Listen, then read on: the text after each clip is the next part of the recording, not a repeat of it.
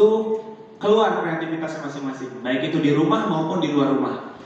Kalau di dalam rumah itu anak-anak itu punya kesadaran sendiri untuk membantu ayahnya, karena waktu itu kita udah 9 orang anak. Oh iya, aku belum cerita mungkin. Keluarga aku itu, ayah ibu aku tuh punya 11 orang anak.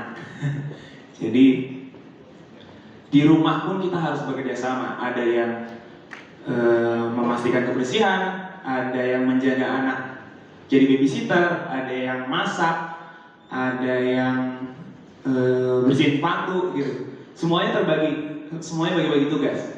Di luar rumah pun semua anak-anak tuh mencoba mengambil peran. Karena ayah ibu itu kerja kantoran, akhirnya dapat kerja. Kita cari peluang. Pokoknya moto kita itu adalah we sell what we eat, what we use, what we utilize. Atau bahasa Indonesianya palu gada. Apa lu mau, gua ada. Jadi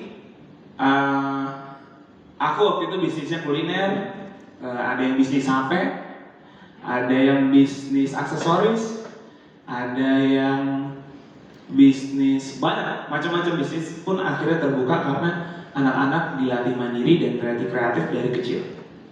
Sampai ada mobil, ada tour and travel dan lain-lain. Waktu itu jualan online itu baru masuk ke Indonesia. Kita udah tahun 2008, 2009 kita baru pulang ke Indonesia dari Malaysia. Dan kita udah mulai belajar jualan online. Waktu itu baru yang ngetrennya itu baru Kaskus. Kalau jualan itu biasanya di Kaskus, di Facebook, sama di BBM. Ada yang main Kaskus nggak dulu? Dulu tuh biasanya aku jualan di Kaskus sama Bang Atta.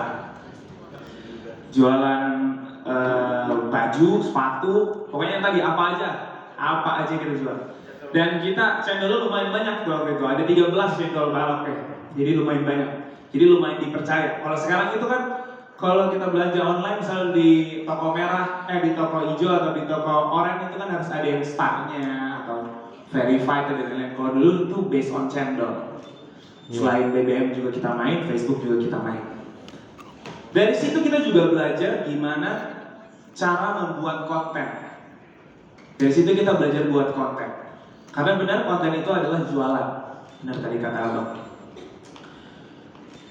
Gimana caranya dari sekian banyak orang yang jualan di sana kita harus beda. Kita harus beda dari orang lain. Gambar lebih bagus, oke. Terus barang lebih bagus, oke. Tapi yang paling bagus itu adalah yang paling beda kalau menurut aku, bukan yang paling bagus. Yang paling bagus banyak pasti.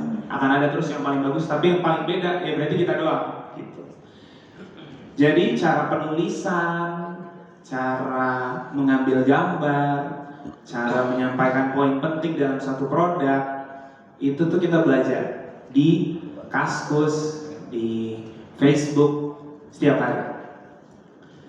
Akhirnya bisnis pun berjalan. Karena kita juga punya tour and travel, waktu itu aku, Bang Atta dan ayah aku juga akhirnya ikutan. Kita selalu keliling dunia bareng-bareng. Tapi orang asing, orang luar melihat ada seorang ibu dan 11 orang anaknya terus megang peran masing-masing, ada yang megang kamera, ada yang jadi tour guide, ada yang ngejagain adiknya, ada yang belajar gitu kan, karena semuanya homeschooling kan. Jadi semuanya tuh bergerak seakan-akan tuh udah terorganisir gitu. Orang ngeliatnya gitu. Dan banyak yang minta untuk bikin buku.